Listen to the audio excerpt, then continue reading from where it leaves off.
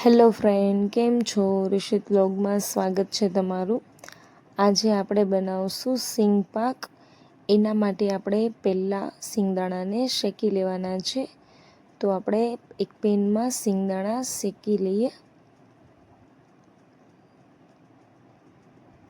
સિંગદાણાને આપણે ધીમા ગેસે શેકવાના છે, એટલે બળી ના જાય.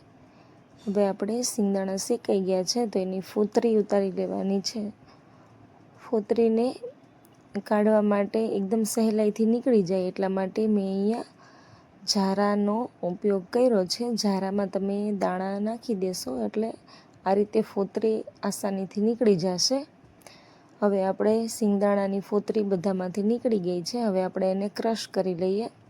ક્રશ કરતી વખતે આપણે એકધારું મિક્સર નથી ચલાવવાનું, ચાલુ બંધ કરવાનું છે, એટલે આપણો ભૂકો સરસ થઈ જાય. હવે આપણે એમાં ટોપરાનું છીણ એડ કરશું, 1 વાટકા જેટલું, અને 1 વાટકાથી થોડું ઓછું એવો મિલ્ક પાવડર એડ કરવાનો છે. ત્યાર પછી 1.5 વાટકા જેટલી ખાંડ લીધી છે.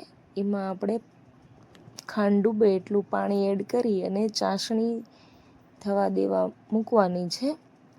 ચાસણીમાં આપણે ખાસ ધ્યાન રાખવાનું છે કે વધારે ના આવી જાય. આપણે એક તારની ચાસણી બનાવવાની છે.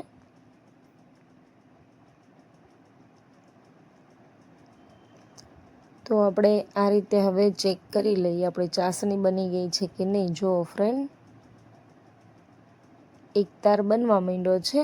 હવે આપણી ચાસણી બનીને તૈયાર થઈ ગઈ છે. હવે આપણે સિંગનો ભૂકો એડ કરી દેવાનો છે, અને આમાં હું 2 થી 3 ચમચી જેટલું ઘી એડ કરું છું.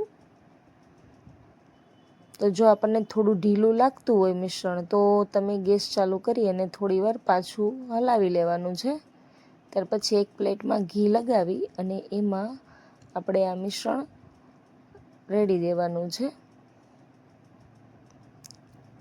તો ફ્રેન્ડ, આપણો સિંગ પાક બનીને તૈયાર થઈ ગયો છે. એકદમ મસ્ત બની ગયો છે.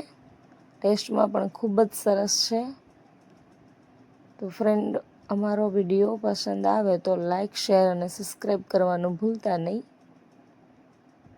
હવે આપણે ઉપર એમાં ડ્રાયફ્રૂટ એડ કરી અને પછી કાપા પાડી લેવાના છે. તો તૈયાર છે આપણો સિંગ પાક. Thank you.